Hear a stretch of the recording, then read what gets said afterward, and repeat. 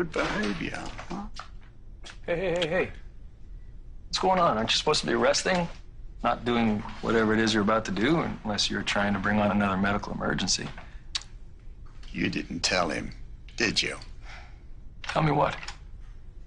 Why don't you take your power walk now, sir? Yeah, why don't I do that? See you later. Sit. What's going on? That business about the heart attack? I lied.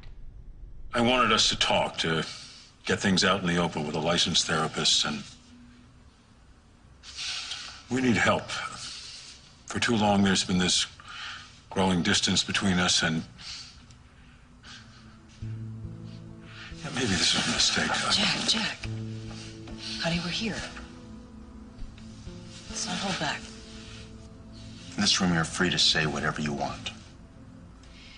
Jack had nothing to do with what's wrong in this marriage. It's all on me and what I've done.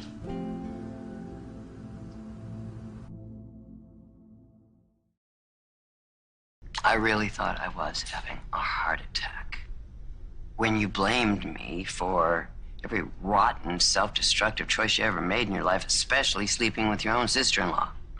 Is this your idea of an apology here? Okay. When I was clutching my heart, I thought you had broken it. I did. But then Stitch told me that I just had a really, really bad case of acid reflux. Your heart attack was a heartburn, Mom?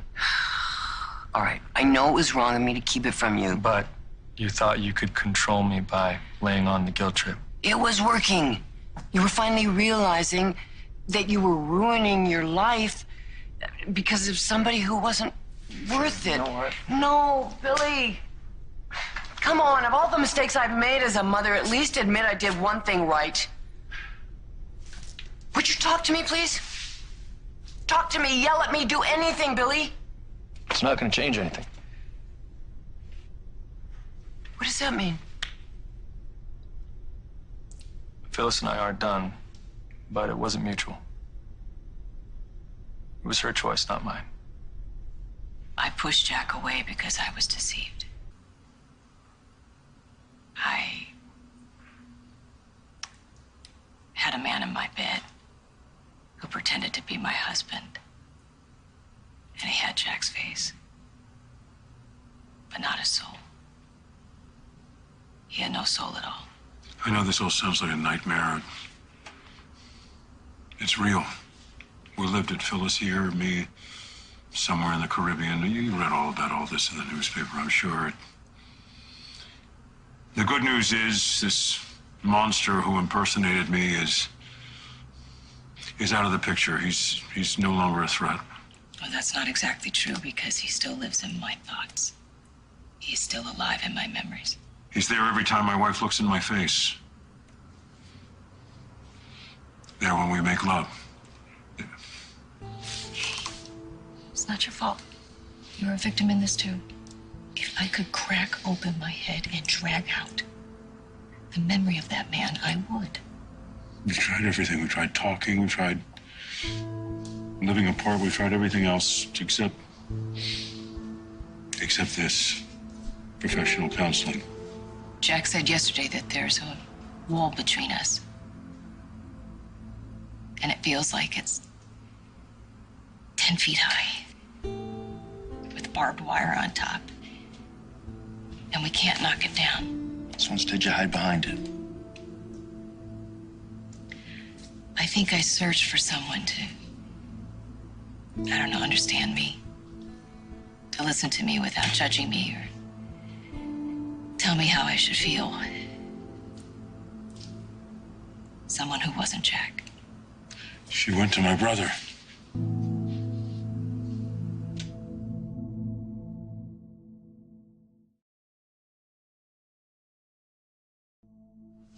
I needed someone to turn to. It could have been anybody. It wasn't just anybody. Billy and I shared the same hatred for the man who put this monster into our lives. So talking to one another helped. at first, but it didn't solve anything. It only made things more complicated. The closer they got, the more time they spent together, the more uncomfortable it became for everyone. Life is complicated, and it can be uncomfortable. But if you're willing to knock down that wall brick by brick, I believe you can work through this.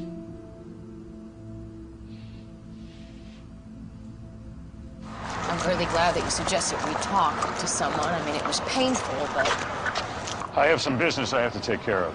Oh, all right. Well, I'm meeting Summer, but Hey, I do want to continue this conversation. I think Dr. Bradley's right. We can really work through all of this as long as we keep talking. Yeah, we'll set up another appointment, but right now I gotta go.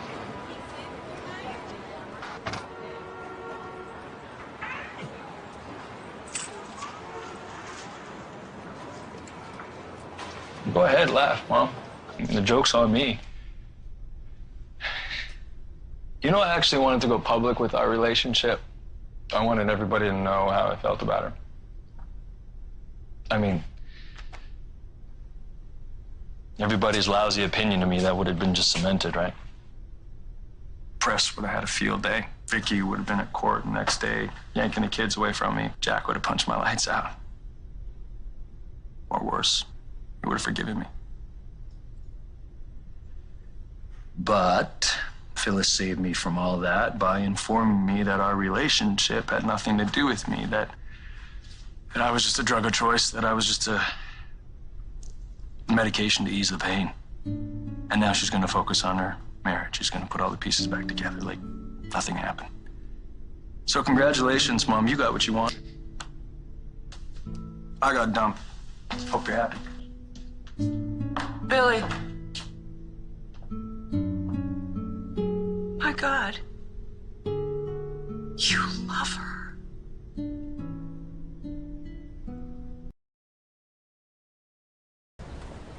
You just missed Billy.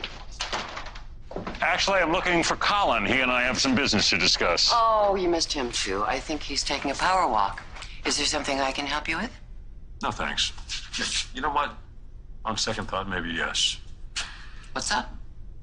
Your husband came to me asking for $1 million. Excuse me? No, he wasn't looking for a handout. He had something to trade, information he claimed to know about Phyllis, information he thought I would want to have. You know what this is, don't you? Why would I know what it Lying is not your strong suit, Jill. Whatever Colin knows about my wife, you know what it is, and whether it's worth the money. All right, Jack. Maybe I do know what this is about.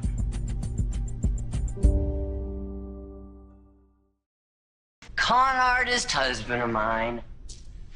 Old habits die hard, okay? The man's addicted to money. What is it Colin knows or thinks he knows about my wife? About Phyllis? What could he possibly have on Phyllis? Well, has to be something.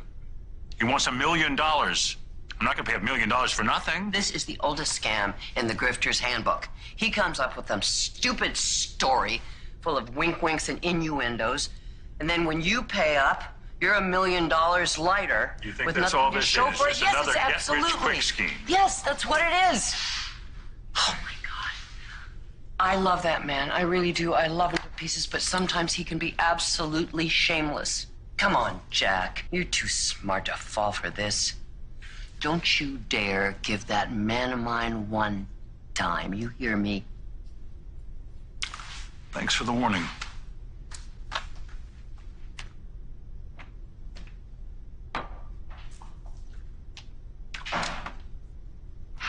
Well, here's the little lady. Well, I power walked for 3 miles, feel totally invigorated. Figured that maybe you and I could shower together, eh? Did you? I have a better idea. Why don't you stop cashing in on my family's misery? Jack was just here. Oh. Yes, oh, Colin. You promised not to use that secret to scam money out of my family. I promised not to blackmail Billy. Now, as it turns out, I'm in possession of some information which I've asked Jack for a sum of money for. That's not blackmail, and it's not Billy, so I'm right in both directions. I'll tell you what direction you're heading. Down. 6 feet under, down. Look, I really don't understand what's going on here. I'm sure you don't, but you'll have plenty of time to think about it while you're power walking to Australia. Jack and his bank accounts are off limits to you. There is no doubt in my mind that Jack loves you and that you love him. So, I don't know, maybe the problem is a third person. And as much as I love him, I know you've never gotten over what Grandpa did to you and Jack. Maybe in time... You know what, I think Victor might be right. I mean, I don't know if our families will ever get along, but... You know, as far as Jack and me, we're good. You know, I mean, he's fantastic. He was wonderful, but that's why it was so jarring when he suddenly clammed up and walked away from me after our session just now. You guys are both going through rough times. I mean, there's gonna be ups and downs. I wouldn't let one moment throw you off, you know? When did you get to be so wise? I think having my eyes opened by Austin had a lot to do with it. Just thinking of all the things that I should have asked him, and then, I don't know, all the secrets that got in the way of what could have been between me and Luca. You know? Yeah. Lesson learned. Next guy I find attractive, gonna make him fill out a 300-page questionnaire. That's my girl. But look at your optimism. Where do you think I got it from? Well... You know what? Don't give up on Jack, okay? He's a keeper, and so are you. If only everyone could be as open and honest as you are.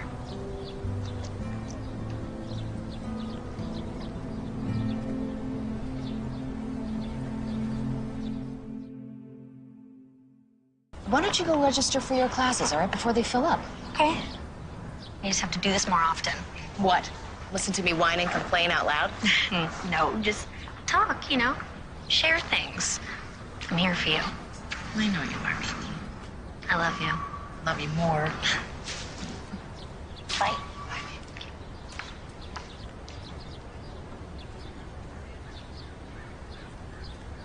If you came here looking for me... Well, why would I do that? There's nothing left to say, is there? No. You're right, there is nothing left to talk about. In fact, the more people talk, the less they seem to say. So what happened after you broke it off with me? Jack and I decided to see a marriage counselor.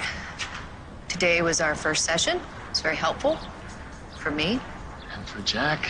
He was guarded with his feelings, but I don't know if I should be talking to you about any of this. Because it's none of my business. No, it's not. How's your mother? Is she recuperating? Oh, well, my mother's heart attack was indigestion. It's not funny. Yeah, go ahead and laugh. It's kind of funny. Or it would have been if she didn't use it to guilt me into breaking up with you. And of course, I had to explain to her that it's too late because you broke it off with me. She must be thrilled. At least somebody's happy. You're not happy, Phyllis. You know, I think that happiness is overrated. Don't you? I just want to kiss her right now. Billy, just shut up. Just shut up and don't say anything.